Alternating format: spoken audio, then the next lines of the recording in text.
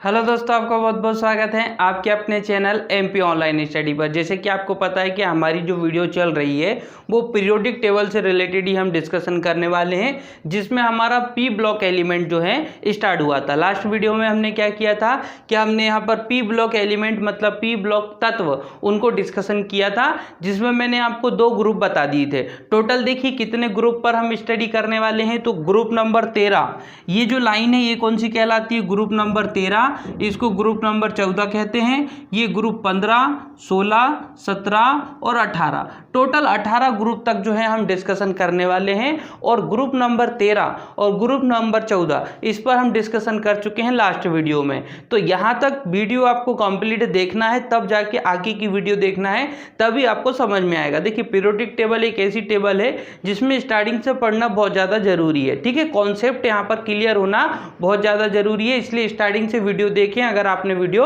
नहीं देखी है तो तब जाके आज का लेक्चर आपको समझ में आने वाला है। तो देखिए यहाँ तक जो है कल हम डिस्कशन कर चुके थे, इसलिए मैंने ये फिल करके रखा हुआ है। इसके बाद के जो हैं group number 15, group number 16, group number 17 और ग्रुप नंबर 18, इस पर जो है आज का हमारा जो है डिस्कशन होने वाला है। साथ ही साथ इसकी पीडीएफ भी आपको मिल जाएगी टेलीग्राम ग्रुप से। ठीक है, वहां से आप डाउनलोड कर सकते हैं। और आज की टेस्ट लगाना बहुत ज़्यादा जरूरी है। आज का टेस्ट आप जरूर लगाएं। टेस्ट अगर आप लगाएंगे तो टेस्ट लगाने से क्या होगा कि आपको जो जितने भी कॉन्सेप्ट मैं यहाँ बता रहा हूँ या जितने भी क्वेश्चन में आपको डिस्कशन कर रहे हैं हम साथ में, तो उनके डायरेक्टली आप क्या कर सकते हो, टेस्ट लगाओगे तो वो चीज़ें आपको वहीं पर याद हो जाएंगी। तो टेस्ट जरूर लगाएं और नंबर जितने भी आते हैं वो कमेंट करके कमेंट बॉक्स में ज़रूर बताएं।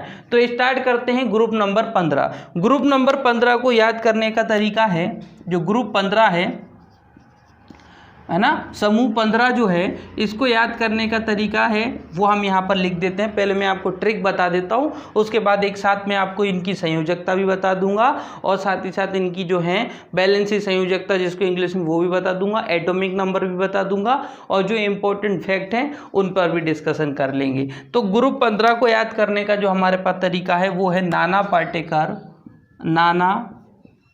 पाटेकर और इसके बाद ऐश्वर्या, नाना पाटेकर और नाना पाटेकर अश्विन भी लिख सकते हो, अश्विन है ना, नाना पाटेकर अश्विन सब बिंदास। ठीक है, तो ये ट्रिक है आपकी। ट्रिक क्या रखी है मैंने? नाना पाटेकर अश्विन सब बिंदास। अब इससे क्या बनाना है आपको वो देखिए। सबसे पहले आप नाना से क्या बना लेंगे? नाना से बना लेना आप एन। पाटेकर से क्या बना लेना? पाटेकर से बना लेना आप पी। अश्विन से क्या बना लेना? A S. अश्विन से क्या बना लेना? A S. और उसके बाद सब से क्या बना लेना? S B. सब से क्या बन जाएगा? S B. बिंदास से क्या बन जाएगा? P I. बिंदास से क्या बन जाएगा? B I. और इसमें एक और याद रखना आप, एम सी याद रखना, मोलिब्डेनम ये नया है, नया एलिमेंट जोड़ा गया है, तो ये एम सी याद रखना है। नया है, नया डिस्कवर हुआ है, इसलिए उसको याद रखना जरूरी है। तो ये तो आपका पहला ग्रुप हो जाएगा। ठीक है, ये आपका कौन सा हो जाएगा? ग्रुप नंबर 15 हो जाएगा। याद करने का ट्रिक क्या है? नाना पाटेकर अश्विन सब बिंदास, है ना। तो नाना से एन बना लेना, पाटेकर से पी बना लेना, अश्विन से ए एस बना लेना, सब से एस बी बना लेना, बिंदास से बी आई बना लेना। ठीक है, अब हम ग्रुप देख लेते हैं यहाँ पर 16। ग्रुप 16 को याद करने का तरीका कैसा है? ग्रुप 16 को याद करने के लिए जो ट्रिक है वो है आपकी उससे टीपो, उससे टीपो, बस इससे ही आपको याद कर लेना। उससे टीपो, है ना, उससे टीपो मतलब नकल करना, है ना, तो उससे टीपो, है ना। तो यहाँ पर क्या बन जाएगा? उससे टीपो। अब उससे टीपो से कैसे बना लोगे आप? उससे को आपको ऊ नहीं लिखना है, ओ लिखना है। क्या लिखना है? ओ। उससे में क्या करना है आपको? ओ, यू नहीं लिखना है, यू की जगह क्या लिखना है आपको? ओ लिखना है। देखिए सबसे पहले यू को क्या समझूंगा मैं? ओ समझूंगा। क्या समझूंगा? ओ। स से एस समझूंगा, उस से, और सी एस, ये तो पूरा बन गया आपका।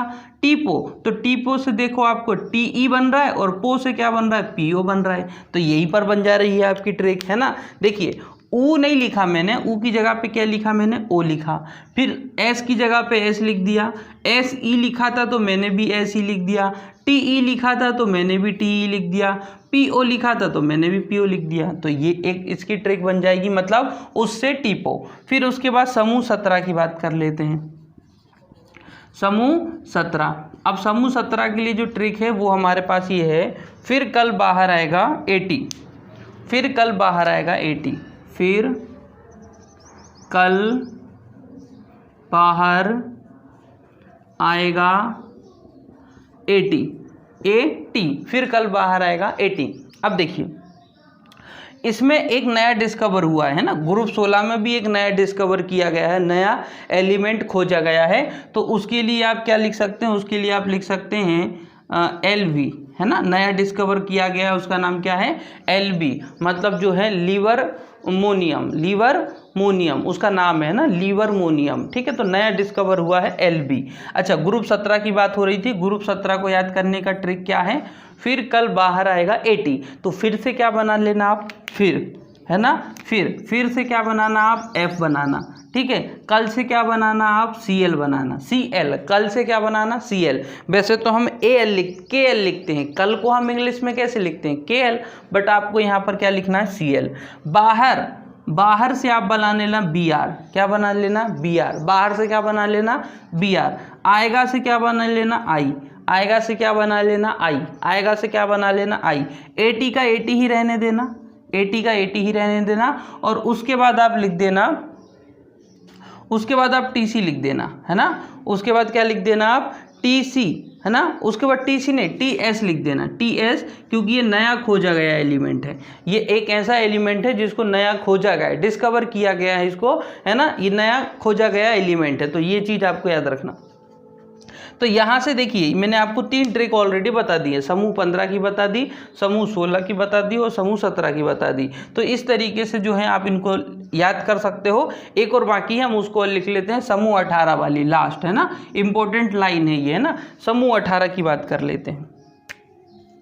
समूह 18 को याद करने के लिए जो ट्रिक है वो है नहीं और कोई एक्स्ट्रा, है नहीं और कोई एक्स्ट्रा, है नहीं और कोई एक्स्ट्रा, है नहीं और कोई एक्स्ट्रा। देखिए इसको थोड़ा सा करने में डिफ़िकल्टी होगी क्योंकि ये थोड़ा सा अलग है ना, इसमें थोड़ा सा आपको एक्स्ट्रा माइंड लगाना पड़ेगा और थोड़े से फैक्ट जो मैं आपको बताऊंगा वो याद रखने पड़ेंगे। 3-4 फैक्ट हैं वो आपको याद रखने पड़ेंगे। कैसे, वो देखिए, है तो है लीना की रब से फरियाद भी बताया था मैंने पहले ग्रुप में, लेकिन उससे आपको क्या याद रखना है, उससे ज़्यादा कुछ याद नहीं करना, वो तो आपका एच था, वो क्या था, एच था। ये तो आपका है नहीं और कोई एक्स्ट्रा, तो HE आएगा यहाँ पर, है ना। इस चीज़ पे ध्यान दें कि यहाँ H से क्या बना, है से क्या बनाओगे, HE बनाओगे। अच्छा, नहीं से क्या बनेगा, N बनेगा और E बनेगा, क्या बनेगा, N बनेगा और E। तो साउंड आ रहा है आपका नहीं, E का भी साउंड आ रहा है और N का भी साउंड आ रहा है।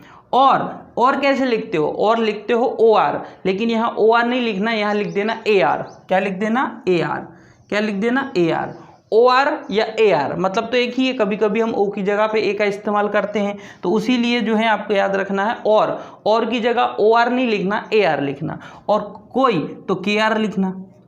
बस इतना छोटी सी लाइन याद रखना कि AR के बाद KR, AR के बाद KR, AR के बाद KR, ठीक है। एक्स्ट्रा, देखिए ये जो एक्स्ट्रा शब्द लिखा हुआ है ना, एक्स्ट्रा शब्द से मैं 2 चीज़ बनाऊंगा। पहले तो मैं लिखूंगा X और उसके बाद लिखूंगा मैं R, क्योंकि मुझे 2 साउंड आ रहे हैं। एक्स्ट्रा शब्द से मुझे X का साउंड आ रहा है और एक्स्ट्रा शब्द से मुझे R का साउंड आ रहा है। X के साथ लगाऊंगा मैं E और R के साथ लगाऊंगा मैं N। क्या क्या लगाऊंगा, X के साथ लगाऊंगा मैं E और R के साथ क्या लगाऊंगा, N। तो ये चीज़ आपको यहाँ पर याद रखना है। और इसका जो नया डिस्कवर किया गया एलिमेंट है वो है OG, है ना, OG, ओगेन सन, ओगेनसन करके एक नया एलिमेंट खोजा गया है जिसका संकेत होता है ओजी। मैं अभी नाम लिखवा दूंगा आपको, लेकिन अभी मैं केवल ट्रिक बता रहा हूँ। तो देखिए समूह 15 को याद करने की ट्रिक क्या है, नाना, पाटेकर, अश्विन, सब बिंदास। तो नाना से एन बना देना, पाटेकर से पी बना देना, अश्विन से एस बना देना, सब से एस बी बना देना, बिंदास से बी आई बना देना। और एम सी तो मोलिब्डेनम है, एक नया डिस्कवर किया गया है। उससे टीपो, तो उससे टीपो समूह 16 के लिए है, तो उससे के लिए क्या करोगे, यू की जगह लिखना ओ, तो ओ, एस की जगह एस, एस ई की जगह एस ई, टी ई की जगह टी ई, पी ओ की जगह पी ओ, पूरे बन गए यहाँ पर। बस एल बी एक जो है लिवरमोनियम, ये नया डिस्कवर किया गया एलिमेंट है, नया खोजा गया है। समूह 17 में फिर कल बाहर आएगा 80, तो फिर से एफ याद रखना, कल से सी एल याद रखना, बाहर से बी आर याद रखना, आएगा से आई याद रखना, 80 से 80 याद रखना, टी सी एक नया एलिमेंट है।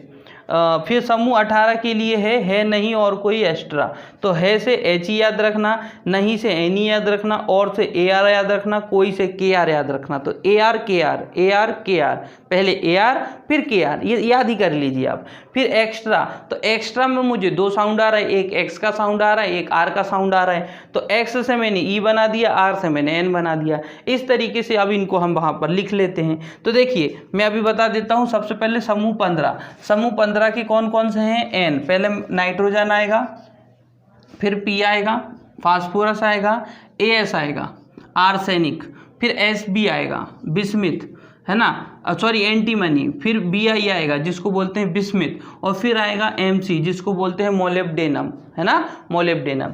अब समूह 16 की बात कर लेते हैं और ये संकेत लिख लेते हैं। ओ, सबसे पहले क्या आएगा, ओ, ओ मतलब ऑक्सीजन, फिर आएगा एस, एस मतलब सल्फर, फिर आएगा एस ई, एस ई मतलब क्या होता है, सेलेनियम, क्या होता है, सेलेनियम, फिर आएगा टी ई, टेलुरियम, क्या होता है, टेलुरियम, टेलुरियम, टी ई मतलब टेलुरियम, पी ओ मतलब पोलेनियम, पीओ मतलब पोलेनियम, पोलेनियम, पीओ मतलब पोलेनियम, है ना, एल बी मतलब लिवरमोनियम, क्या होता है, लिवरमोनियम, लिवरमोनियम, एल बी मतलब लिवरमोनियम। अब समूह 17 की बात करते हैं। एफ, एफ मतलब फ्लोरीन, एफ मतलब क्या होता है, फ्लोरीन। सी एल मतलब होता है क्लोरीन, सी एल मतलब होता है क्लोरीन। बी आर मतलब होता है ब्रोमीन, बी आर मतलब होता है ब्रोमीन। आई मतलब होता है आयोडीन, आई मतलब होता है आयोडीन। एटी मतलब होता है एस्टेटीन, क्या होता है, एस्टेटाइन भी बोलते हैं उसको, एस्टेटाइन। एटी मतलब क्या होता है, एस्टेटाइन। और टी एस मतलब होता है टेंटेसाइड, क्या होता है, टेंटेसाइड, टेन्नेसाइड, टेन्नेसाइड बोलते हैं उसको, टेन्नेसाइड। टी एस मतलब टेन्नेसाइड, ठीक है। फिर एच ई, देखिए ऊपर लिखना है यहाँ पर, एच ई मतलब हीलियम होता है, एच ई मतलब क्या होता है, हीलियम। फिर एन ई, एन ई मतलब होता है neon. A R, A R मतलब होता है आर्गन, ए आर मतलब होता है आर्गन। फिर आता है आपका के आर, के आर मतलब होता है क्रिप्टॉन, के आर मतलब क्या होता है, क्रिप्टॉन। फिर होता है एक्स ई, एक्स ई मतलब होता है जीनॉन, एक्स ई मतलब होता है जीनॉन। और फिर आता है आपका आर एन, आर एन मतलब होता है रेडॉन, आर एन मतलब क्या होता है, रेडॉन। और उसके बाद आता है आपका ओजी, और ओजी मतलब होता है ओगेनसन, क्या बोलते हैं उसको, ओगेनसन। ये नीचे वाले जो एलिमेंट है ना, ये सब डिस्कवर किए गए एलिमेंट है। ये जो नीचे दिख रहे हैं ना आपको, इनको खोजा गया है ना, तो इससे प्रश्न पूछे जाते हैं। ये पीरियोडिक टेबल पी ब्लॉक वाला कंप्लीट हो गया। इस ट्रिक से आपको ऐसा लिख लेना है। अब इसके आगे आपको क्या करना है, तो इसके आगे अब आपको नॉर्मली इसको क्या करेंगे, हम रफ कर लेते हैं, सही कर लेते हैं। हाँ, अब इसमें इसके बाद आपको एटॉमिक नंबर निकाल लेना है, सभी के क्या निकाल लेना है, एटॉमिक नंबर, परमाणु क्रमांक निकाल लेना। परमाणु क्रमांक को निकालने का तरीका हम ऑलरेडी डिस्कशन कर चुके हैं, है ना। एक बार देख लेते हैं उसको। ट्रिक क्या बताई थी मैंने आपको, 32 32 18 18 8 8 2, इस तरीके से लो काम करेगा यहाँ पर, है ना। यहाँ पर थोड़ा सा आपको याद रखना है कि यहाँ पर जो हम ऑलरेडी पहले डिस्कशन कर चुके हैं उससे थोड़ा सा अलग फॉलो होगा। यहाँ पर 2 बार 32 32 यूज होगा, यहाँ पर भी 32 32 18 18 8, फिर इसके आगे 8 8 2 का भी एलिमेंट होते तो हम लिखते वहाँ पर, बट ये वाला फॉर्मूला काम करेगा यहाँ पर। तो हम यहाँ तक के तो निकाल चुके थे कल, है ना, ये सब हमारा डिस्कशन हो चुका था। हमको तो समूह 15 से पढ़ना है, तो यहाँ निकालते हैं। देखिए नाइट्रोजन ऑक्सीजन, फ्लोरीन और नियॉन 1 से 10 तक मैंने आपको याद करने का बोला था, तो वहाँ से याद करना कि नाइट्रोजन 7 नंबर पर होता है, ऑक्सीजन 8 नंबर पर होता है। नाइट्रोजन कितने नंबर पर होता है? 7 नंबर पर, ऑक्सीजन 8, फ्लोरीन 9 और नियॉन 10 नंबर पर होता है। हीलियम तो 2 नंबर पर होता है, ये हमको पता है। अब हम ऐड करते चलते हैं और प्लस करते चलते हैं। देखिए 8 ना, और नाइट्रोजन वाले ग्रुप की बात हो रही है ना। यहाँ क्या लिखा हुआ है? 7, 7 के सामने क्या लिखा हुआ है? 8। यहाँ लिखा है 7 और 7 के सामने क्या लिखा हो? 8। 7 में 8 प्लस करेंगे तो कितना हो जाएगा? 15। फिर 15 के सामने क्या लिखा है? 18। 15 के सामने क्या लिखा है? 18। तो 15 में 18 जोड़ेंगे तो कितने हो जाएंगे? 33। फिर 33 के सामने क्या लिखा है? 33 के सामने फिर लिखा है 18। तो 33 के सामने अगर 18 लिखा है तो हम 33 में फिर 18 ऐड करेंगे तो कितना हो जाएगा? 1 1, ये हो जाएगा आपका 51। कितना हो जाएगा? 51 हो जाएगा, है ना। तो 18 में 33, ठीक है। तो ये हो गया आपका 1 हासिल की 1 4 5, हाँ 51। कितना हो जाएगा? 51, ठीक है। तो जो आपका बिस्मिथ था, ये सॉरी एंटीमनी था, वो 51 पे आ गया। अब 51 के सामने क्या लिखा हुआ है? 32। तो 51 में अगर हम 32 जोड़ेंगे तो कितना होगा? 83। कितना हो जाएगा? 83। फिर 83 में फिर से हमको 32 जोड़ना है। तो अगर हम 83 में फिर से 32 जोड़ते हैं तो ये हो जाएगा 5, ये हो जाएगा 11, 115। कितना हो जाएगा? 115। कितना हो जाएगा? 115। तो ये ग्रुप 15 के एटॉमिक नंबर निकाला है। वो कैसे निकाले हमने? सामने वाले एटॉमिक नंबर को देख के, ठीक है। जैसे कि नाइट्रोजन 7 नंबर पर होता है, मतलब नाइट्रोजन का एटॉमिक नंबर कितना होता है? 7 होता है। तो आप 7 में 8 जोड़ोगे तो 15, 15 में 18 जोड़ोगे तो 33, 33 में 18 जोड़ोगे तो 51, 51 में 32 जोड़ोगे तो 83, और 83 में अगर 32 जोड़ोगे तो 115। तो 115 तक हमारा एटॉमिक नंबर पहुंच गया। अब उसके आगे वाला देखते हैं, है ना। ग्रुप 16 की बात करते हैं। तो ग्रुप 16 के अगर एटॉमिक नंबर निकालना है, परमाणु क्रमांक, तो कैसे निकालेंगे? ऑक्सीजन के सामने 8 लिखा है, ऑक्सीजन का परमाणु क्रमांक कितना होता है? 8। 8 के सामने कितना लिखा हुआ है? 8। तो 8 और 8 कितने हो जाएंगे? 16। 16 के सामने 18 लिखा है तो कितना हो जाएगा? 34। 34 के सामने 18 लिखा है, दोनों को ऐड कर दो तो कितना हो जाएगा आपका? 52। 52 के सामने लिखा है 32, दोनों को ऐड कर दो 84 हो जाएगा। 84 के सामने 32 लिखा है तो 84 में 32 ऐड कर दो तो 116 हो जाएगा। नेक्स्ट देखते हैं ऊपर वाला फ्लोरीन। फ्लोरीन कितने नंबर पर होता है? 9 नंबर पर होता है। तो यहाँ 9 लिखा हुआ है, 9 में उसके सामने वाला 8 ऐड कर दो तो कितना हो जाएगा आपका? 9 में अगर 8 ऐड कर दोगे तो कितना हो जाएगा? 17। फिर उसके बाद 17 में 18 ऐड करोगे तो कितना हो जाएगा? 35। फिर 35 में 18 ऐड करोगे तो कितना हो जाएगा? 53। फिर 53 में 32 ऐड करोगे तो कितना हो जाएगा? 85। फिर 85 में फिर 32 ऐड करोगे तो 117 हो जाएगा। आगे देखते हैं। देखिए हीलियम तो 2 नंबर पर होता है और नियॉन कितने नंबर पर होता है? नियॉन 10 नंबर पर होता है, ठीक है। तो हीलियम 2 नंबर पर होता है, नियॉन 10 तक, क्योंकि 1 से 10 तक तो आपको याद करना पड़ेगा। तो नियॉन 10 लिखा हमने, 10 के सामने लिखा है 8, तो हम कितने हो गए टोटल? 18। कितना हो गया? 18। 18 के सामने लिखा है 18, तो 18 और 18 कितने हो गए? 36। 36 के सामने लिखा है 18, तो 36 में 18 जोड़ेंगे तो कितने हो जाएंगे? 54। 54 के सामने लिखा है 32, तो 54 में 32 जोड़ेंगे तो कितने हो जाएंगे? 86। और 86 के सामने लिखा है 32, 86 में फिर 32 जोड़ेंगे तो कितना हो जाएगा? 118। तो इस तरीके से सबके एटॉमिक नंबर निकल आए, है ना। सभी के हमने क्या निकाल लिए? परमाणु क्रमांक निकाल लिए। अब यहाँ से काम हमारा ये बनता है कि सबकी हमको संयोजकता निकालनी है, मतलब बैलेंसी निकालनी है कि कौन सा एटम, कौन सा एलिमेंट, कौन सा तत्व कितने बंध बनाता है, कितने बॉन्ड बनाता है, ठीक है। तो यहाँ पर हम देखते हैं। सबसे पहले हम नाइट्रोजन की एक एक तत्व की बता देता हूँ, तो वो तो ग्रुप में एक जैसा होता है। जैसे कि एग्जाम्पल फॉर नाइट्रोजन की एग्जाम्पल फॉर बता रहा हूँ। नाइट्रोजन की जो वैलेंसी होती है वो -3 होती है। तो फिर इस ग्रुप में जितने भी एलिमेंट होंगे, जितने भी तत्व होंगे, सबकी वैलेंसी कितनी होगी? -3 ही होगी, ठीक है। तो हम नाइट्रोजन का देख लेते हैं। नाइट्रोजन सबसे पहले अफवाह का नियम मैंने ऑलरेडी लिखा हुआ है, तो उसी की अकॉर्डिंग करेंगे। नाइट्रोजन कितने नंबर पर होता है? 7। मतलब नाइट्रोजन में इलेक्ट्रॉनों की संख्या कितनी होगी? 7 होगी। अब हम उसको इसके अकॉर्डिंग भरते हैं। सबसे पहले क्या आएगा? 1s। 1s में कितने इलेक्ट्रॉन? 2। फिर क्या आएगा? 2s। 2s में कितने इलेक्ट्रॉन? 2। फिर क्या आएगा? 2p। 2p में कितने इलेक्ट्रॉन? 3। तो इस तरीके से नाइट्रोजन का बन गया इलेक्ट्रॉनिक विन्यास। अब मुझे बताइए नाइट्रोजन में कितने इलेक्ट्रॉन थे, तो आप बोलोगे सर 7 इलेक्ट्रॉन थे। मैं बोलूँगा 7वां इलेक्ट्रॉन कहाँ गया, तो आप बोलोगे सर 7वां इलेक्ट्रॉन पी में गया। पी के अंदर 5वें नंबर का इलेक्ट्रॉन, 6वें नंबर का इलेक्ट्रॉन और 7वें नंबर का इलेक्ट्रॉन, तीनों इलेक्ट्रॉन गए, लेकिन 7वां इलेक्ट्रॉन भी पी में गया।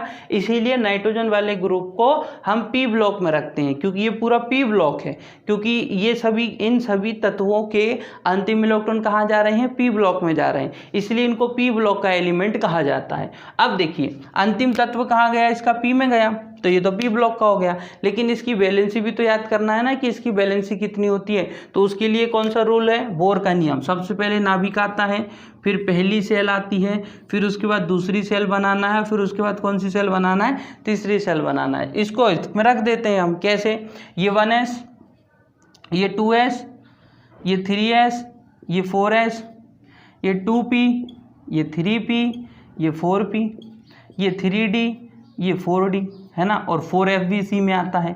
अब जिस हिसाब से हमको फिल करना है हम कर सकते हैं, लेकिन अकॉर्डिंग टू किसके करना पड़ेगा, अफवाव का नियम, है ना, अफवाव के नियम के हिसाब से ये जो नियम बनाया है। कल अगर आपने कल की वीडियो देखी है तो सारी चीज़ें समझ में आ रही होंगी, इसलिए मैं बहुत फास्ट कर रहा हूँ, तो इसलिए कल की वीडियो देखना बहुत ज़्यादा ज़रूरी है। हाँ, अब हम देखते हैं कि 1s में कितने इलेक्ट्रॉन है, 2, तो हमने यहाँ 2 फिल कर दिए।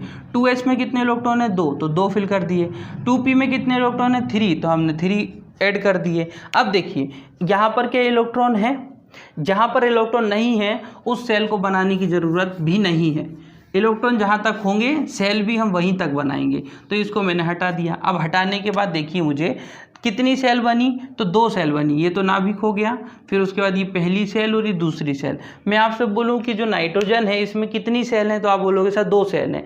मैं बोलूँगा अंतिम जो सेल है, अंतिम सेल मतलब बाहर वाली सेल, उसमें कितने इलेक्ट्रॉन हैं, तो आप बोलोगे सर 2 इलेक्ट्रॉन यहाँ पर है, 3 इलेक्ट्रॉन यहाँ पर है, टोटल हो गए 5 हो गए। लेकिन किसी भी तत्व को अष्टक पूर्ण करने के लिए 8 इलेक्ट्रॉन की जरूरत होती है, तो इसके पास कितने इलेक्ट्रॉन है अंतिम सेल में, 5। इसको कितने इलेक्ट्रॉन की जरूरत है, 3। ये किसी से 3 इलेक्ट्रॉन लेगा। अच्छा, किसी से 3 इलेक्ट्रॉन लेगा तो ये क्या बनेगा, धनी की ऋणी, तो ये बनेगा ऋणी, क्योंकि ये किसी से उधार लेगा, तो लेगा मतलब ऋणी, तो इसके ऊपर क्या लगेगा, माइनस लगेगा। क्या लगेगा, माइनस। और कितने इलेक्ट्रॉन की जरूरत है इसको, अभी 5 हैं, 3 इलेक्ट्रॉन की जरूरत है, तभी तो 8 होंगे ना, तो 3 इलेक्ट्रॉन की जरूरत है, 3 इलेक्ट्रॉन लेगा, इसलिए नाइट्रोजन के ऊपर क्या लगाया जाएगा, नाइट्रोजन के ऊपर लगाया जाएगा -3। क्या लगाया जाएगा, -3। ठीक है, तो यहाँ से एक चीज क्लियर हो गई कि नाइट्रोजन की संयोजकता कितनी होती है, वैलेंसी कितनी होती है, -3। इसका मतलब नाइट्रोजन के परिवार में जितने भी तत्व हैं उन सब की वैलेंसी कितनी होगी,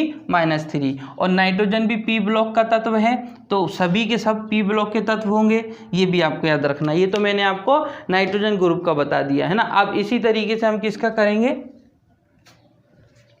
अब हम कर लेते हैं 16वां number group number 16। Group number 16 मतलब ऑक्सीजन फैमिली, क्योंकि जो ऊपर वाला एलिमेंट होता है ना उसी को फैमिली का नाम दिया जाता है, तो ऊपर ऑक्सीजन है इसलिए ऑक्सीजन फैमिली। तो समूह 16 की बात करते हैं, समूह 16 की बात करते हैं। देखिए समूह 16 में अगर हम ऑक्सीजन को लेते हैं तो ऑक्सीजन कितने नंबर पर है, 8 नंबर पर है। इसका इलेक्ट्रॉनिक विन्यास बनाएंगे तो कैसे बनेगा, 1s2 2s2 और 2p4 ऐसे ही बनेगा, क्योंकि टोटल कितने इलेक्ट्रॉन है, 8।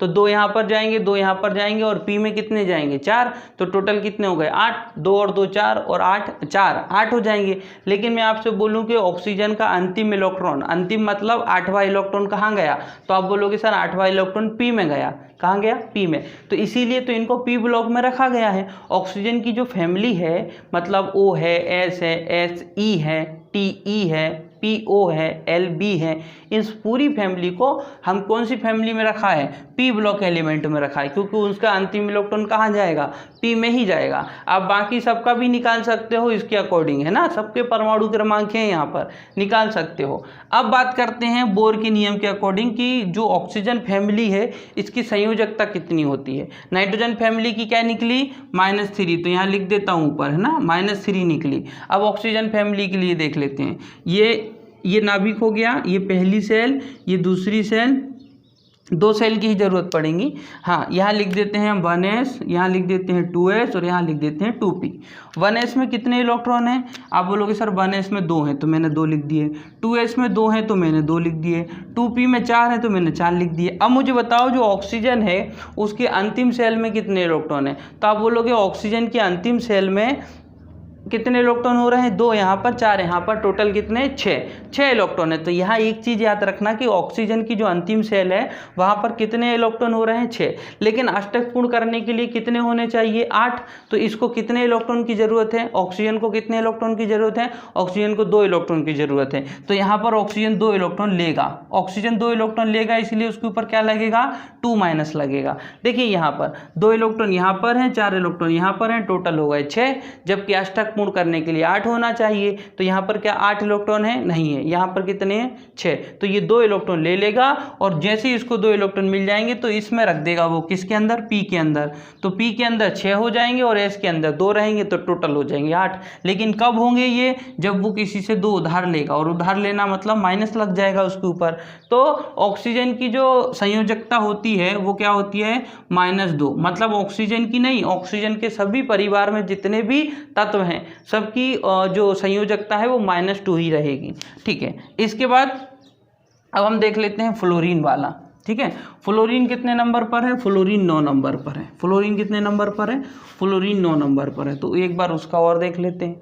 ठीक है, तो फ्लोरीन 9 नंबर पर है, तो यहाँ लिख देता हूँ मैं F 9 नंबर पर। इसका इलेक्ट्रॉनिक विन्यास क्या बनेगा? 1s2 2s2 और उसके बाद 2s2 और फिर बन जाएगा 2p5। टोटल इलेक्ट्रॉन कितने हैं हमारे पास? 9। तो 2 यहाँ पर दिए, 2 यहाँ पर दिए और p में कितने दे दिए? 5। तो 5 और 2 7 और 2 9, 9 कंप्लीट हो गए। ठीक है, तो इस तरीके से देखो फ्लोरीन का जो अंतिम इलेक्ट्रॉन था, फ्लोरीन का अंतिम इलेक्ट्रॉन मतलब फ्लोरीन का जो अंतिम वाला, लास्ट वाला 9वें नंबर का इलेक्ट्रॉन, वो कहाँ गया? P में गया।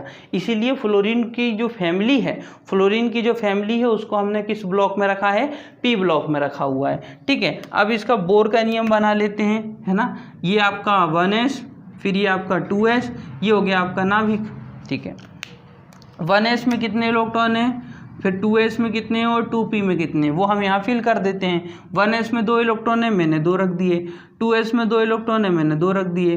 2p में कितने हैं? 5 है, तो मैंने 5 रख दिए। अब मुझे बताइए ये जो फ्लोरीन है इसकी अंतिम सेल तो ये बाहर वाली है, तो उसमें कितने इलेक्ट्रॉन है? तो आप बोलोगे सर अंतिम सेल में 7 इलेक्ट्रॉन है। देखो 1 इलेक्ट्रॉन यहाँ पर है और 2 इलेक्ट्रॉन यहाँ पर हैं और 5 इलेक्ट्रॉन यहाँ पर हैं, तो टोटल कितने हो गए? 7 इलेक्ट्रॉन। मतलब जो फ्लोरीन है उसकी अंतिम सेल में कितने इलेक्ट्रॉन हैं? 7 इलेक्ट्रॉन हैं। तो अष्टक पूर्ण करने के लिए कितना चाहिए? 8। तो इसको कितने इलेक्ट्रॉन की कमी है? 1। तो ये किसी से 1 इलेक्ट्रॉन क्या कर लेंगे? उधार कर लेगा, किसी से 1 इलेक्ट्रॉन ले लेगा। मतलब फ्लोरीन किसी से 1 इलेक्ट्रॉन लेगा तो उसके ऊपर क्या लगेगा? माइनस, क्योंकि जब हम किसी से उधार लेते हैं तो क्या होते हैं? हम ऋणी होते हैं ना। तो इस तरीके से फ्लोरीन वाली फैमिली क्या करेगी? फ्लोरीन वाली जो फैमिली है वो -1 ऑक्सीकरण संख्या दर्शाएगी, या हम बोल सकते हैं कि इसकी संयोजकता -1 होती है फ्लोरीन की सभी फैमिली की। ठीक है, अब इसके बाद हम बात कर लेते हैं 10 नंबर पर जो है नियॉन। कौन है? नियॉन। नियॉन का जो नियॉन तो 10 नंबर पर है, तो इसको किस तरीके से लिखूंगा? मैं ऐसे लिखूंगा 1s2 2s2 और 2p6 हो गए 10 इलेक्ट्रॉन। 2 यहाँ पर, 2 यहाँ पर, 6 यहाँ पर, तो टोटल कितने हो गए? 10। अब इसका भी बोर का नियम बना लेते हैं। ये नाभिक हो गया, एक सेकेंड, ये नाभिक हो गया, ये 1s हो गया और ये क्या हो गया? 2s हो गया, है ना। ये हो गया आपका 1s, ये हो गया आपका 2s और ये हो गया आपका 2p। अब देखिए 1s में कितने इलेक्ट्रॉन है? 2, तो मैंने 2 लिख दिए। 2s में कितने हैं? 2, तो मैंने 2 लिख दिए। 2p में कितने हैं? 6, तो मैंने 6 लिख दिए। लेकिन आप देखिए यहाँ पर नियॉन, ये क्या है आपकी? नियॉन। नियॉन की अंतिम सेल में कितने इलेक्ट्रॉन है? तो आप बोलोगे सर नियॉन की अंतिम सेल में तो 2 यहाँ पर हैं, 2 यहाँ पर हैं और 6 यहाँ पर हैं, तो टोटल हो गए 8। और अष्टक पूर्ण तो इसका पहले से ही है, नियोन का तो पहले से ही अष्टक पूर्ण है, इसको अष्टक पूर्ण करने की ज़रूरत है क्या? नहीं है। तो क्या ये किसी से क्रिया करेगा? नहीं करेगा। ये किसी से बंध बनाएगा? नहीं बनाएगा। ये किसी से इलेक्ट्रॉन लेगा? ना लेगा, और ना ही किसी को इलेक्ट्रॉन देगा, क्योंकि ना तो इसके पास कमी है और ना ही इसके पास एक्स्ट्रा है। तो उसी तरीके से आप देख सकते हैं कि जो नियोन है, नियोन वाली जो फैमिली है, उनके अष्टक पूर्ण होते हैं, मतलब उनकी अंतिम सेल में 8 इलेक्ट्रॉन पहले से ही होते हैं। 2 यहाँ पर हैं, 6 यहाँ पर हैं। ऐसे आपको बाकी तत्वों में भी देखने को मिलेगा।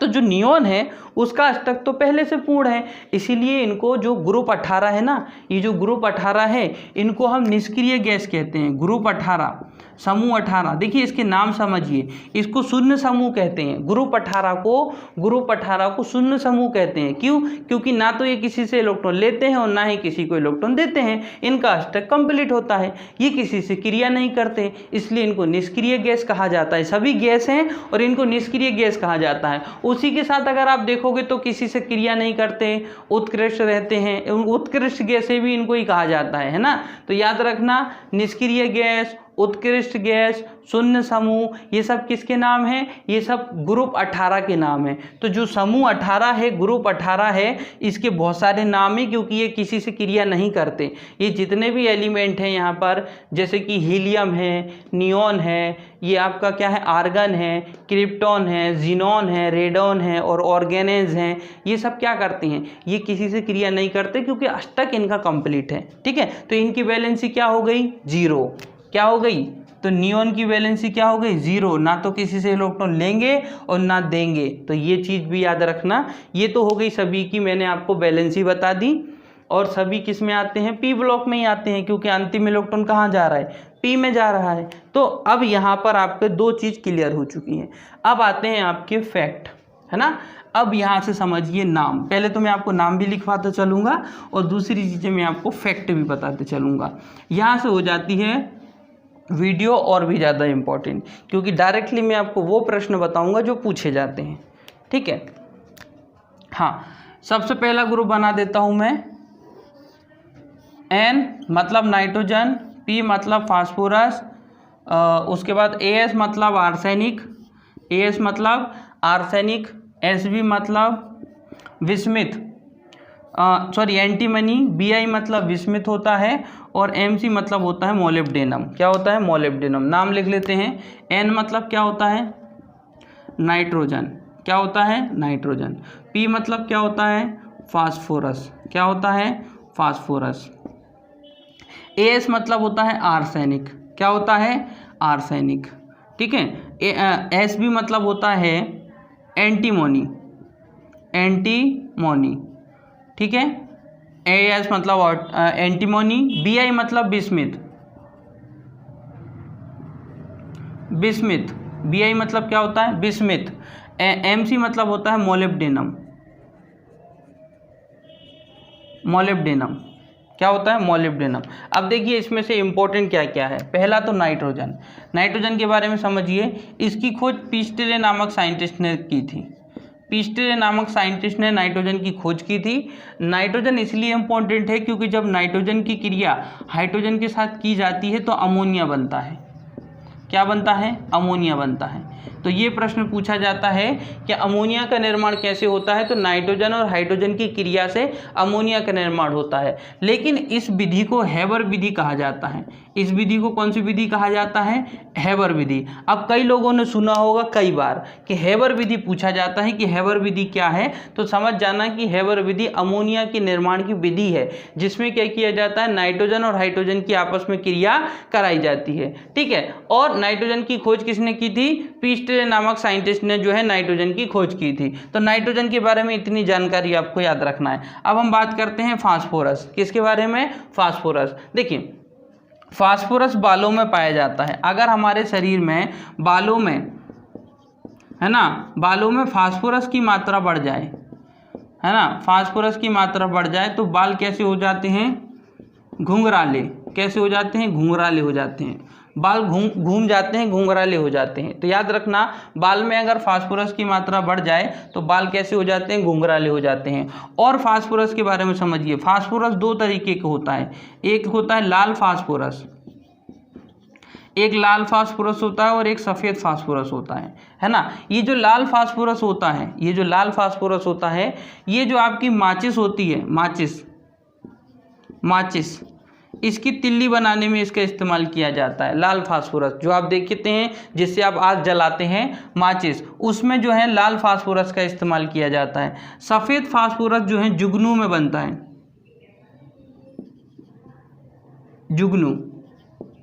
जुगनू जो होता है रात में जो चमकता है, जुगनू की अगर हम बात करें तो जुगनू के अंदर सफ़ेद फास्फोरस का निर्माण होता है। और सफ़ेद फास्फोरस हड्डियों में भी पाया जाता है, हड्डियों में भी सफ़ेद फास्फोरस पाया जाता है। तो इतने सारे फैक्ट आपको फास्फोरस से रिलेटेड याद रखना है।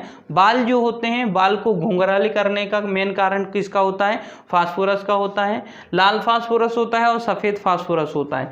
जो लाल फास्फोरस होता है वो उससे माचिस का निर्माण होता है। सफ़ेद फास्फोरस जुगनू के अंदर बनता है, जो जुगनू होता है ना उसके अंदर, बॉडी के अंदर सफ़ेद फास्फोरस का निर्माण होता है। और हड्डियों में भी क्या पाया जाता है, फास्फोरस पाया जाता है। ठीक है, फिर हम बात करते हैं एंटीमोनी। तो देखिए आर्सेनिक जो है जहरीला होता है, ये किडनी पर प्रभाव डालता है। किस पर, किडनी पर। ये डायरेक्ट किस पर प्रभाव डालता है, किडनी पर प्रभाव डालता है। तो आर्सेनिक के बारे में बस आप इतना याद रखें कि आर्सेनिक जहरीला होता है और इसका इफेक्ट किस पर पड़ता है, किडनी पर इफेक्ट डालता है ये, है ना, किडनी पर डायरेक्टली क्या करता है, इफेक्ट डालता है। ठीक, विस्मित तो आपका जो है वो मिश्र धातु है, ये सब मैं आपको बता दूंगा। मिश्र धातु क्या होते हैं, उपधातु क्या होते हैं, धातु क्या होते हैं, अभी केवल हम थोड़ी सी जानकारी ले रहे हैं। हाँ, मोलिब्डेनम की बात करें तो ये जो नया एलिमेंट है, खोजा गया नया एलिमेंट है, किसकी बात हो रही है, मोलिब्डेनम की बात हो रही है। तो यहाँ से ये सारे इफेक्ट आपको जो है, कौन से ग्रुप है ये आपका 15 ग्रुप है, ग्रुप नंबर 15 है। इससे आपको ये बातें याद रखना है। ठीक है, फिर से एक बार देख लेते हैं। नाइट्रोजन की खोज पिस्टले ने की। अमोनिया का जो निर्माण होता है वो हैवर विधि द्वारा होता है। और अमोनिया के निर्माण में नाइट्रोजन और हाइड्रोजन का इस्तेमाल किया जाता है। फास्फोरस कितने होते हैं, फास्फोरस दो तरीके के होते हैं, एक लाल फास्फोरस होता है, एक सफ़ेद फास्फोरस होता है ना। बालों में अगर फास्फोरस की मात्रा बढ़ जाए तो बाल कैसे हो जाते हैं, घुंघराले हो जाते हैं। माचिस में भी फास्फोरस होता है, जुगनू के अंदर सफ़ेद फास्फोरस का निर्माण होता है और इसी के साथ हड्डियों में भी फास्फोरस होता है। आर्सेनिक जो होता है वो जहरीला होता है, उससे किडनी पर प्रभाव पड़ता है। ठीक है, तो वो तो ही आपकी ग्रुप कौन सा, 16, ग्रुप 15। अब हम ग्रुप किसकी बात कर रहे हैं, ग्रुप हम 16 की बात कर रहे हैं। ठीक है, कौन कौन से तत्व हैं, पहले तो हम तत्व देख लेते हैं, है ना। नाम भी बताना थोड़ा सा आपको जरूरी है क्योंकि आप याद करेंगे तब बेनिफिट मिलेगा आपको। हाँ, उससे, है ना, उ से टी पो, है ना। और जो डिस्कवर किया गया है नया वो कौन सा है, एलबी है ना। अब नाम लिख लेते हैं। ओ से क्या बन जाएगा आपका, ऑक्सीजन, क्या बन जाएगा, ऑक्सीजन। एस से क्या बन जाएगा आपका, सल्फर, क्या बन जाएगा, सल्फर। एस ई से बन जाएगा सेलेनियम, क्या बन जाएगा, सेलेनियम। टी ई से बन जाएगा टेलुनियम। पी ओ से बन जाएगा पोलोनियम बन जाएगा पी ओ से। और एल बी से बन जाएगा लिवरमोनियम, क्या बन जाएगा, लिवरमोनियम। ठीक है, तो ये तो हो गए नाम। अब बात करते हैं फैक्ट। ऑक्सीजन आग जलाने में काम आता है, आग लगाने में इसका इस्तेमाल किया जाता है, आग लगाने में इसका उपयोग किया जाता है। और ओजोन का निर्माण भी ऑक्सीजन से होता है। ओजोन का निर्माण, किसका निर्माण, ओजोन। और ओजोन परत तो हमको किससे बचाती है, पराबैंगनी किरणों से बचाती है। ठीक है, और अगर पराबैंगनी किरणें पृथ्वी पर आ जाएंगी तो कौन सा रोग हो जाएगा, त्वचा कैंसर हो जाएगा, त्वचा का कैंसर होने लग जाएगा। तो ओजोन का निर्माण कैसा होता है, O2 और O अगर ये आपस में रिएक्शन कर लें तो O3 बन जाता है। ये तो जब मैं रिएक्शन वाला पार्ट पढ़ाऊंगा ना तब क्लियर कर दूंगा, अभी हमारी बहुत सारी चीज़ें बाकी है पीरियोडिक टेबल में। देखिए O2 और O आपस में क्रिया करेंगे तो O3 बन जाता है, और O3 तो ओजोन का क्या होता है, फॉर्मूला होता है। ठीक है, अब दो चीज़ें इसमें याद रखना, आग लगाने में ऑक्सीजन का इस्तेमाल किया जाता है और ओजोन के निर्माण में भी ऑक्सीजन का इस्तेमाल होता है। सल्फर की अगर हम बात करें, सल्फर में, तो सल्फर में जो प्रश्न पूछे जाते हैं वो ये पूछा जाता है कि सल्फर किस में पाया जाता है, सल्फर किस में पाया जाता है, ये पूछा जाता है। तो देखिए, जैसे कि प्याज हो गया, लहसुन हो गया, अदरक हो गया, इसमें सबसे ज़्यादा क्या पाया जाता है, सल्फर पाया जाता है। इसमें सबसे ज़्यादा क्या पाया जाता है, सल्फर। तो प्याज हो गया, लहसुन हो गया, अदरक हो गया, है ना, इसमें सबसे ज़्यादा क्या पाया जाता है, सबसे ज़्यादा इसमें सल्फर पाया जाता है।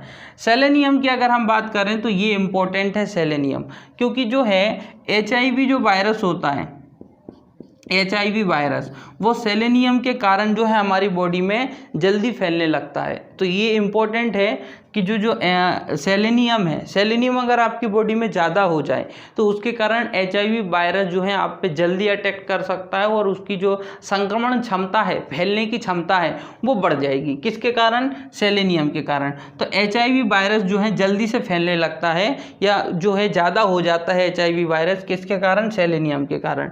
ठीक है, फिर उसके बाद जो इसमें आपको केवल ये वाला याद रखना है, कौन सा, हाँ, पोलेनियम आप ये याद रख सकते हैं कि ये रेडियोधर्मी पदार्थ है,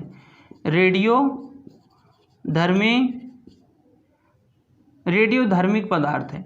रेडियोधर्मिक पदार्थ मतलब अल्फा, बीटा, गामा, इनसे जो है अल्फा, बीटा, गामा किरणें निकलती हैं। जो पोलेनियम है, पोलेनियम एक रेडियोधर्मी पदार्थ है, मतलब जो इफेक्ट करता है हमारी बॉडी पर, प्रभाव डालती हैं, ऐसी किरणें निकलती हैं। तो उसमें अगर आप देखोगे तो अल्फा, बीटा, गामा ये किरणें निकलती हैं आपके पोलेनियम से। बाकी आपका लिबरमोनियम क्या है, ये नया एलिमेंट है, नया खोजा गया एलिमेंट है ये, है ना, नया खोजा गया एलिमेंट है। तो इतनी चीज़ें आपको इन सब चीज़ों में याद रखना है, इस पूरे ग्रुप में याद रखना है। ऑक्सीजन की क्या बात याद रखनी है, आग लगाने में ऑक्सीजन का इस्तेमाल किया जाता है। ओजोन का निर्माण ऑक्सीजन से होता है। सल्फर जो है प्याज हो गया, लहसुन हो गया, अदरक हो गया, इसमें सबसे ज़्यादा पाया जाता है। सेलेनियम HIV वायरस को फैलाने में सबसे ज़्यादा सहयोग करता है। पोलेनियम रेडियोधर्मी पदार्थ है जो अल्फा, बीटा, गामा में पाया जाता है। लिबरमोनियम नया खोजा गया एलिमेंट है, लिबरमोनियम नया खोजा गया एलिमेंट है, ये वाला फैक्ट उसमें याद रखना। हाँ, इसके बाद बात करते हैं ग्रुप नंबर 17। ग्रुप नंबर 17 जो है उसको हैलोजन तत्व भी कहा जाता है। तो ये चीज़ भी आपको याद रखना है कि हैलोजन तत्व किसे कहा जाता है, तो आंसर आएगा ग्रुप नंबर 17 को हैलोजन तत्व कहा जाता है। ठीक है, तो ग्रुप 17 की बात करते हैं, और ग्रुप 17 को याद करने का तरीका कौन सा है, तो उसको याद करने का तरीका मैंने आपको बताया था, फिर कल बाहर आएगा 80। कैसे याद करेंगे आप, फिर कल बाहर आएगा 80, फिर कल बाहर आएगा 80। और उसके बाद जो नया डिस्कवर किया गया है वो कौन सा है, TS, 10 से टाइम, 10 से साइड, टेन्नेसाइड जो नया खोजा गया है, नया खोजा गया है वो कौन सा है आपका, टेन्नेसाइड। नाम देख लेते हैं। F मतलब फ्लोरीन, F मतलब फ्लोरीन, Cl मतलब क्लोरीन, Cl मतलब क्लोरीन, Br मतलब ब्रोमीन, Br मतलब ब्रोमीन, I मतलब आयोडीन, I मतलब आयोडीन, I मतलब आयोडीन।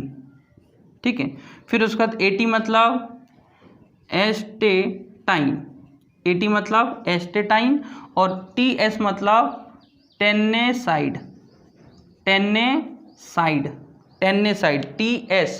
TS मतलब टेन्नेसाइड। हाँ, एक एक विशेषताएं सबकी देख लेते हैं। फ्लोरीन ये जो है सर्वाधिक ऋणात्मक तत्व है, सर्वाधिक ऋणात्मक तत्व है, नेगेटिव, सबसे ज़्यादा नेगेटिव एलिमेंट है, ये सबसे ज़्यादा नेगेटिव तत्व है, एलिमेंट है। और ये प्रश्न पूछा जाता है कि आवर्त सारणी का सबसे ज़्यादा ऋणात्मक तत्व कौन सा है, तो उस समय आपका आंसर क्या जाना चाहिए, फ्लोरीन। फ्लोरीन जो 9 नंबर पर आता है, जिसका एटॉमिक नंबर 9 होता है, वो सबसे ज़्यादा क्या है, ऋणात्मक तत्व है। क्लोरीन क्या है, कीटाणुनाशी, मतलब कीटाणुनाशिक है, कीटाणुओं को मारने के लिए क्लोरीन का इस्तेमाल किया जाता है। ब्रोमीन क्या होता है, ब्रोमीन सामान्य ताप पर ब्रोमीन का विशेषता ये है कि सामान्य ताप पर ब्रोमीन भूरे रंग की होती है। सामान्य ताप पर ये इसका कलर कैसा होता है? भूरा, भूरे रंग का आपको देखने को मिलेगी ब्रोमीन। सामान्य ताप मतलब नॉर्मल टेम्परेचर जो अभी है यहाँ का, है ना। सामान्य ताप पर जो ब्रोमीन भूरे रंग का दिखाई देता है। आयोडीन, आयोडीन की कमी से कौन सा रोग होता है? घेंघा रोग हो जाता है। आयोडीन की कमी से कौन सा रोग होता है? घेंघा रोग हो जाता है ना। समुद्र में आयोडीन की मात्रा ज़्यादा पाई जाती है, ठीक है, तो घेंघा रोग हो जाता है आयोडीन की कमी से।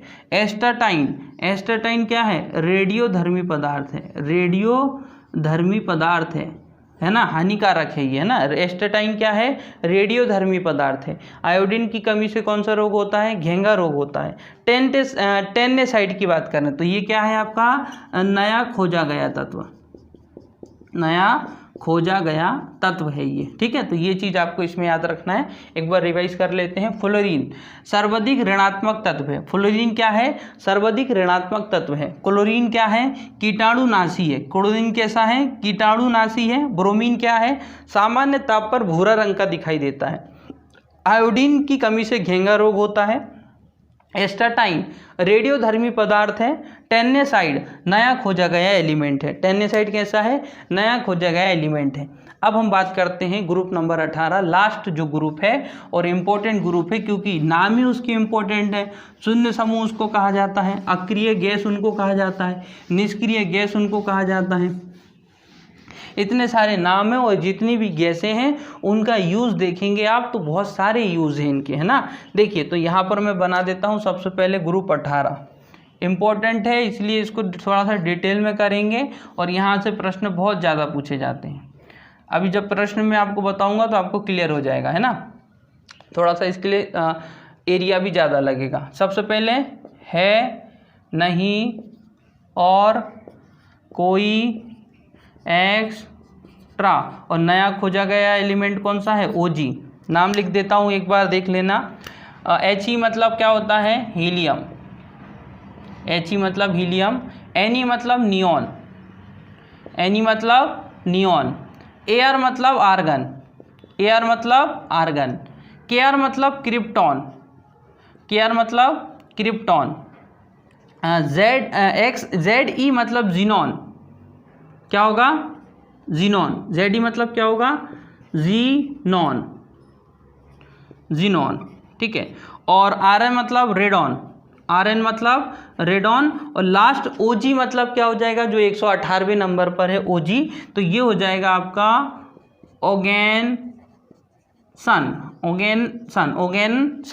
ओगेनसन उसका नाम है। देखिए ये पूरे यहाँ तक 118 आ जाएगा तो कभी कभी प्रश्न पूछ लिया जाता है कि 118वें नंबर पर कौन सा तत्व है, तो लास्ट आ गया आपका ओगेनसन। ये नया एलिमेंट है और ये भी खोजा गया एलिमेंट है। अब देखिए सबकी विशेषताएं कितनी इंपॉर्टेंट हैं। सबसे पहले बात करते हैं हम हीलियम की। किसकी बात करते हैं? हीलियम की। तो हीलियम जो है वो सबसे ज़्यादा सर्वाधिक हल्की उत्कृष्ट गैस है। सर्वाधिक हल्की उत्कृष्ट गैस है। देखिए सबसे पहले ये समझिए कि ये जो ग्रुप 18 है इसको उत्कृष्ट गैसें भी कहा जाता है। क्या कहा जाता है? इनको उत्कृष्ट गैसें भी कहा जाता है। तो सर्वाधिक हल्की उत्कृष्ट गैस कौन सी है? तो वो है आपकी हीलियम। केवल उस ग्रुप की बात हो रही है ना। इस ग्रुप में सबसे ज़्यादा हल्की गैस कौन सी है? हीलियम है। हीलियम का इस्तेमाल कहाँ होता है? हीलियम का इस्तेमाल होता है जैसे कि आप देखोगे हवाई जहाज़ों में। हवाई जहाज के जो टायर होते हैं उसमें कौन सी गैस भरी जाती है? उसमें हीलियम गैस भरी जाती है। हालांकि उनके साथ हम नाइट्रोजन गैस भी भरते हैं। कौन सी गैस भरते हैं? नाइट्रोजन गैस भी भरते हैं। जो बड़े बड़े गुब्बारे होते हैं तो उसमें कौन सी गैस भरी जाती है? उसमें भी हीलियम गैस भरी जाती है। साथ ही साथ जो गोताखोर होता है, कौन होता है?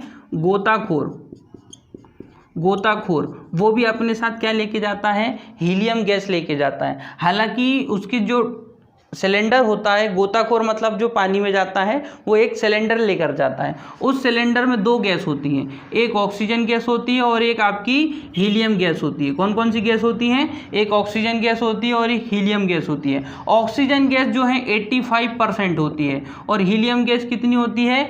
जो है 15% हीलियम गैस होती है। मतलब ऑक्सीजन गैस जो होती है 85% होती है और हीलियम गैस 15% होती है। अब विशेषता ये है हीलियम गैस की कि हीलियम गैस हमारे ब्लड में मिक्स नहीं होती है, इसलिए उसको लेके जाया जाता है। और क्यों लेके जाया जाता है?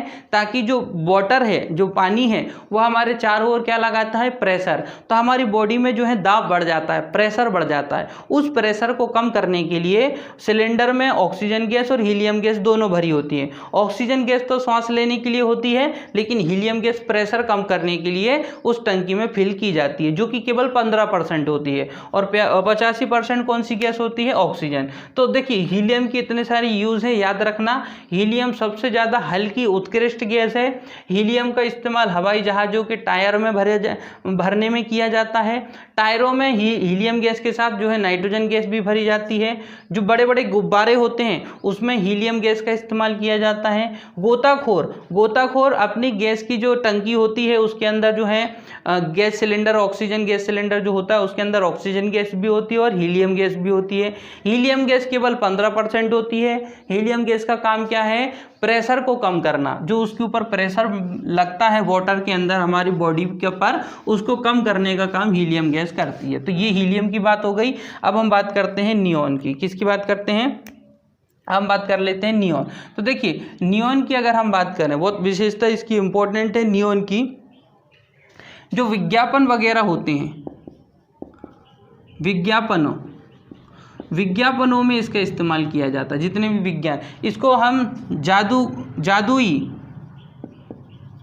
जादुई गैस के नाम से भी जानते हैं। किसके नाम से जानते हैं? नियॉन का इस्तेमाल किस लिए किया जाता है? नियॉन गैस का इस्तेमाल विज्ञापनों के लिए किया जाता है। जब आप देखेंगे जो लाइट वगैरह लगी रहती है, बार बार चेंज होता रहता है, स्लाइड वगैरह चेंज होती रहती है, दुकानों के सामने लाइट लगी रहती है जो बार बार चेंज होती रहती हैं, वो उसमें कौन सी गैस भरी जाती है? तो उसमें भरी जाती है विज्ञापनों के लिए नियॉन गैस। और इसको जादुई गैस भी कहा जाता है। नियॉन गैस को जादुई गैस भी कहा जाता है। और साथ ही साथ एयरपोर्ट पर जो बल्ब लगे होते हैं, जो संकेत देते हैं किसको? हवाई जहाज़ों को लैंड करने के लिए, है ना। जैसे कि ट्रैफिक पुलिस में क्या लगा होते हैं? वो आपके रेड कलर होता है, ब्लू कलर होता है, इस तरीके से कलर होते हैं।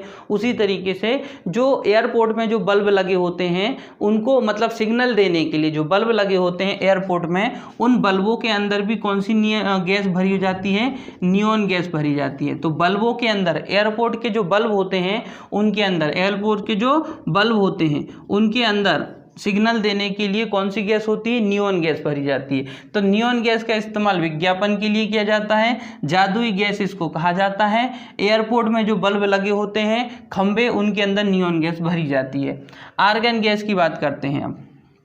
किसकी? Argon gas. तो देखिए आर्गन गैस की विशेषता ये है कि वर्तमान जो वातावरण है, वातावरण में सबसे ज़्यादा पाई जाती है। आप बोलोगे सबसे ज़्यादा कैसे? सबसे ज़्यादा तो हमारी नाइट्रोजन गैस होती है, लेकिन वातावरण में इन गैसों की तुलना करें अगर हम अगर उत्कृष्ट गैसों की बात करें, इन गैसों में सबसे ज़्यादा पाई जाती है कौन सी गैस? Argon gas. अगर मैं इन सब की तुलना करूं और इन सब में अगर मैं आपसे पूछूं कि बताइए सबसे ज़्यादा कौन सी गैस पाई जाती है, तो आप बोलोगे आर्गन गैस। मतलब जितनी भी ये गैसें हैं, आर्गन गैस, वो इनको उत्कृष्ट गैस बोलो, शून्य समूह बोलो, निष्क्रिय गैस बोलो, जो भी आपको बोलना है, इन गैसों में सबसे ज्यादा गैस पाई जाती है आर्गन। और वातावरण में भी सबसे ज्यादा आर्गन गैस ही होती है इन गैसों की तुलना में ना। ग्रुप 18 याद रखना मेरी बात को कि ग्रुप 18 में अगर पूछा जाए कि सबसे ज्यादा गैस कौन सी पाई जाती है, तो आप बोल देना वहां पर आर्गन गैस पाई जाती है ना। इसलिए बोला जा रहा है कि वातावरण में भी सबसे ज़्यादा आर्गन गैस ही होती है। किसकी तुलना में? ग्रुप 18 की तुलना में। ठीक है, तो ये चीज़ आपको किससे याद रखना है? आपको आर्गन से याद रखना है। ये आर्गन की एक आपको क्या देखना है? विशेषता याद रखना है। फिर बात करते हैं क्रिप्टॉन। तो हैलोजन बल्बों में क्रिप्टॉन का इस्तेमाल कहाँ किया जाता है? हैलोजन बल्ब जो हेलोजन बल्ब होते हैं ना शादी वगैरह में, जो एक साथ सीरीज के साथ लगाए जाते हैं, एक साथ लंबे बल्ब लगाए जाते हैं, बहुत सारे बल्ब लगे होते हैं, है ना, शादी में जो लाइटिंग वगैरह होती है ना, तो उनको हेलोजन बल्ब कहा जाता है। तो हेलोजन बल्बों में भी क्रिप्टॉन गैस का इस्तेमाल किया जाता है। ये जो क्रिप्टॉन गैस है, क्रिप्टॉन गैस का इस्तेमाल कहाँ किया जाता है? हेलोजन बल्बों में क्रिप्टॉन गैस का इस्तेमाल किया जाता है। तो ये चीज़ आपको किससे याद रखना है? आपको क्रिप्टॉन गैस से याद रखना है। फिर बात करते हैं हम जीनॉन, XE, जीनॉन। ये अज्वलनशील है, ये अज्वलनशील है, मतलब ये जलती नहीं है। कैसी है ये? अज्वलनशील है। याद रखना, ये अज्वलनशील गैस है जो आसानी से क्या नहीं होती है? जलती नहीं है। बात किसकी हो रही है? जीनॉन की बात हो रही है। और जो फ्लैश लाइट होती है, कौन सी लाइट? Flash light. जैसे कि हमारे कैमरे की फ्लैश लाइट होती है ना, तो वैसी फ्लैश लाइट में इसका इस्तेमाल किया जाता है। तो इसकी दो क्वेश्चन बन जाएंगे। अज्वलनशील गैस कौन सी है? तो आप बोल देना अज्वलनशील गैस जो है जीनॉन है। फिर आपसे पूछा जाए कि जो फ्लैश लाइट होती है, जैसे मोबाइल की भी फ्लैश लाइट होती है ना, तो फ्लैश लाइट में कौन सी गैस भरी जाती है? तो उसमें जो है जीनॉन गैस का इस्तेमाल किया जाता है। ठीक है, तो इतनी चीज़ आपको इससे याद रखना है। अब इसके बाद आता है आपका रेडॉन, जो इम्पोर्टेंट है। सबसे बड़ी बात तो ये है रेडॉन की कि रेडॉन कैसी है? रेडॉन एक जो है रेडियोधर्मी पदार्थ है। पहली बात तो ये है कि रेडियोधर्मी पदार्थ के रूप में रेडॉन जानी जाती है और सबसे कम मात्रा में होती है, सबसे कम मात्रा में पाई जाने वाली उत्कृष्ट गैस है। उत्कृष्ट गैस जो सबसे कम मात्रा में पाई जाती है और सबसे ज़्यादा भारी होती है। भारी, सबसे ज़्यादा भारी होती है रेडॉन। रेडॉन की बात हो रही है। रेडॉन का संकेत क्या होता है? Rn। सबसे कम मात्रा में पाई जाने वाली उत्कृष्ट गैस है, सबसे कम मात्रा में पाई जाती है उत्कृष्ट गैस है और सबसे भारी होती है। तो दो प्रश्न, सबसे कम मात्रा में कौन सी गैस पाई जाती है? तो आप बोल देना रेडॉन गैस पाई जाती है। सबसे भारी गैस कौन सी है? तो वहाँ पे भी आप क्या बोल देना? रेडॉन गैस ही कैसी है? सबसे भारी गैस है। और कैंसर के उपचार में, कैंसर के उपचार में इसका उपयोग किया जाता है। कैंसर के उपचार में रेडॉन गैस का इस्तेमाल किया जाता है। तो कैंसर के उपचार में रेडॉन गैस का इस्तेमाल किया जाता है। सबसे कम मात्रा में पाई जाने वाली उत्कृष्ट गैस है, सबसे भारी है, सबसे भारी। सबसे हल्की तो हीलियम बताई ना मैंने आपको, सबसे हल्की कौन सी बताई? हीलियम बताई। तो सबसे भारी कौन सी है आपकी? रेडॉन है। हाँ, उसके बाद कौन सा है? ओजी। ओजी मतलब क्या होता है आपका? ओजी मतलब होता है ओगेन्सन। ओगेन्सन ये नया खोजा गया है ना, नई खोजी गई गैस है, खोजी गई गैस। ठीक है, जो 118वें नंबर पर है। तो इस तरीके से आपको ये पूरी चीज़ें याद रखना है। पूरी पीरियोडिक टेबल में मैंने आपको जो पी ब्लॉक में बताया, ये पूरा याद रखना है, किसकी क्या विशेषताएं हैं, कौन सा ग्रुप क्या है। जैसे कि मैंने आपको बताया है इनके बारे में, वो भी याद रखना है क्योंकि यहाँ से प्रश्न बनेंगे और इसका जो टेस्ट लगाएंगे आप समझ जाइए कि उसमें क्वेश्चन के लेवल ज़्यादा होगा। आज का जो टेस्ट रहेगा उसमें क्वेश्चन का लेवल ज़्यादा होगा, ज़्यादा क्वेश्चन आपको देखने को मिलेंगे क्योंकि इतनी सारी चीज़ें मैं आपको बता चुका हूँ, वो सारा मैं टेस्ट में रखने वाला हूं। तो टेस्ट में नंबर ऑफ क्वेश्चन ज़्यादा रहेंगे, तो अच्छे से टेस्ट लगाना और मार्क्स जरूर बताना कमेंट करके कि कितने मार्क्स आपको आते हैं। बाकी इसकी पीडीएफ को आपको टेलीग्राम से मिल जाएगी, टेलीग्राम की लिंक भी वीडियो के डिस्क्रिप्शन में है। हाँ, अभी हम एक थोड़ा सा रिवाइज कर लेते हैं यहाँ से नाइट्रोजन से। नाइट्रोजन की खोज किसने की थी? पिस्टले ने की थी। और जो अमोनिया बनाने का निर्माण भी नाइट्रोजन से किया जाता है और अमोनिया बनाने की विधि को हेबर विधि कहते हैं। फास्फोरस की बात करें तो फास्फोरस अगर बालों में ज़्यादा हो जाए तो बाल घुंघराले हो जाते हैं। माचिस में भी फास्फोरस होता है, हड्डी में सफ़ेद फास्फोरस होता है। सफ़ेद फास्फोरस का निर्माण जुगनू के अंदर होता है। आर्सेनिक की बात करें तो जहरीला होता है, ये किडनी पर प्रभाव डालता है। फिर MC मतलब मोलिब्डेनम ही ये नया खोजा गया तत्व है। ऑक्सीजन जो है आग लगाने के लिए काम इस्तेमाल में लाया जाता है और ओजोन का निर्माण इससे किया जाता है। सल्फर की बात करें तो प्याज, लहसुन, अदरक में सबसे ज़्यादा पाया जाता है। सेलेनियम की बात करें तो HIV वायरस को फैलाने का काम करता है ये।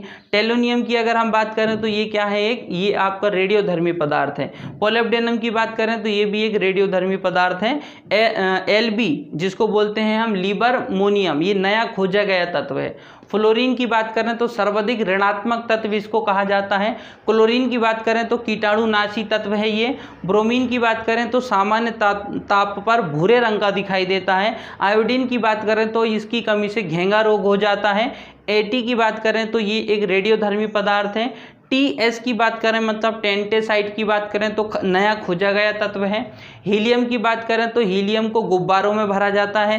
हीलियम को जो है वो हवाई जहाज के टायरों में भरा जाता है। हीलियम को अगर आप देखोगे तो गोताखोर अपनी गैस की टंकी में ऑक्सीजन के साथ हीलियम गैस को लेके जाता है। नियॉन की अगर हम बात करें, नियॉन, तो नियॉन भी आपका इम्पोर्टेंट है ना। नियॉन भी आपका इम्पोर्टेंट है, विज्ञापन वगैरह में जो है नियॉन का इस्तेमाल किया जाता है। तो यहाँ पर आर्गन की अगर हम बात करें तो आर्गन का नॉर्मली इस्तेमाल जो है वो विज्ञापन वगैरह में किया जाता है। क्रिप्टॉन की अगर हम बात करें तो क्रिप्टॉन का इस्तेमाल किया जाता है जो हैलोजन बनाई जाती हैं, हैलोजन सीरीज, शादी वगैरह में जो लंबी सीरीज लगाई जाती हैं वहाँ पर जो है क्रिप्टॉन गैस का इस्तेमाल किया जाता है। जिनॉन जो है वो आग क्रियाशील है और आग ज्वलनशील है, मतलब इसमें आग जल्दी से नहीं लगती है, आग ज्वलनशील गैस है आपकी जिनॉन। तो ये वाला फैक्ट याद रखना। रेडॉन से रिलेटेड आपको 3-4 चीज़ें याद रखना है।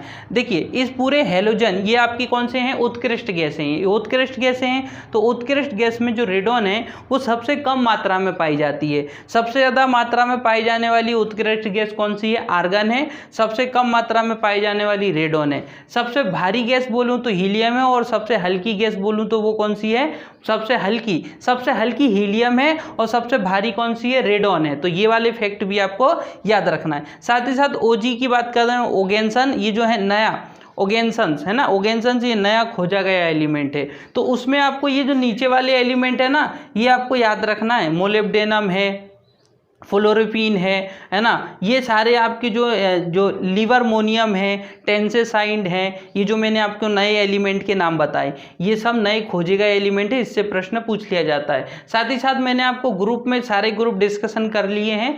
मैंने आपको 15 से लेकर 18 ग्रुप तक आज डिस्कशन कर लिया।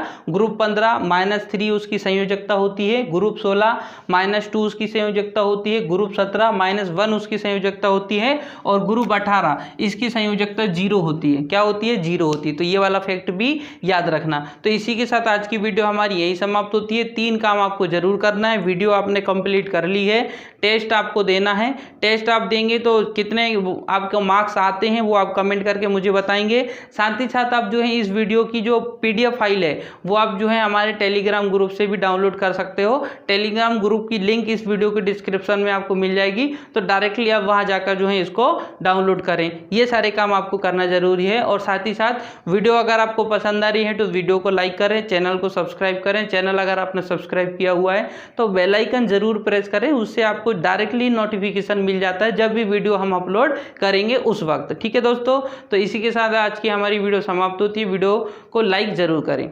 ओके दोस्तों, thank you, thanks for watching.